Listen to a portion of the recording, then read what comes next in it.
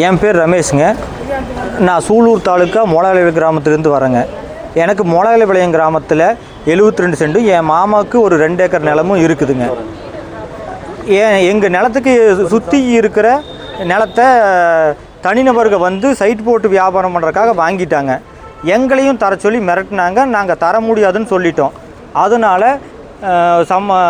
பக்கத்தில் இருக்கிற கோயில் கமிட்டிக்காரோட கை கொடுத்துட்டு அவங்களுக்கு வந்து பணம் கொடுத்துட்டு அந்த நிலத்தில் நாங்கள் காலமாக போயிட்டு அரசாங்க வரைபடத்தில் இருக்கிற யூடிஆர் பாதையை அழித்து உழுதுட்டு எங்கள் பூமிக்குள்ளே போகாமல் எங்களை போகாதவாறு கம்பி வேலி அமைச்சு தடை பண்ணியிருக்காங்க.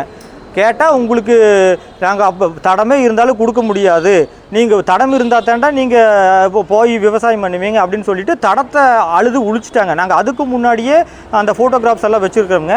அதுக்கு முன்னாடியே சம்மந்தப்பட்ட கருமத்தம்பட்டி ஸ்டேஷனில் இன்ஸ்பெக்டர் கிட்ட சொன்னோம்ங்க, இந்த மாதிரி பிரச்சனை வரப்போகுது, இந்த மாதிரி எங்கள் பூமி சுற்றியும் கம்பி வேலி போட்டு அராஜகமாக மறைக்க பார்க்குறாங்க, அரசாங்க வரைபடத்தில் யூடிஆர் வரைபடத்தில் இருக்கிற தடத்தவே வந்து அழிக்கிறாங்கன்னு சொல்லி சொன்னோம்.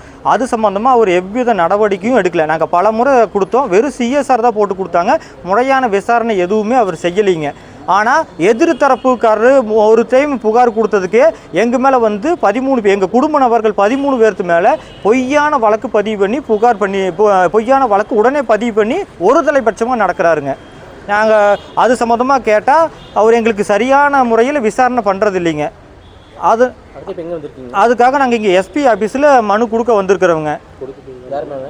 இன்ஸ்பெக்டர் மேலேயும் சம்மந்தப்பட்ட எங்களை மிரட்டின அந்த கும்பல்கள் மேலேயும் பொன்னுச்சாமி, துரைசாமி, பாலசுப்ரமணியம், ஆறுக்குட்டி, காந்திநாதன், சரவணகுமார், சண்முகம், இவங்கெல்லாம் நந்தகுமார், பாலசுப்ரமணியம், இவங்கெல்லாம் எங்களை வந்து கொடுக்க சொல்லி லேண்டை கொடுக்க சொல்லியும் எங்கள் தடத்தை உழுது அழிச்சும் மிரட்டினவங்க. இவங்க எல்லாத்து மேலேயும் வந்து முறைப்படி எங்களுக்கு விசாரித்து நடவடிக்கை எடுக்கணும், எங்கள் மேலே நடவடிக்கை எடுத்த ஒரு தலைபட்சமாக எடுத்த நடவடிக்கை வந்து விளக்கணும் அப்படின்னு சொல்லிட்டு எஸ்பி சார் கிட்ட மனு கொடுக்க வந்திருக்கோங்க.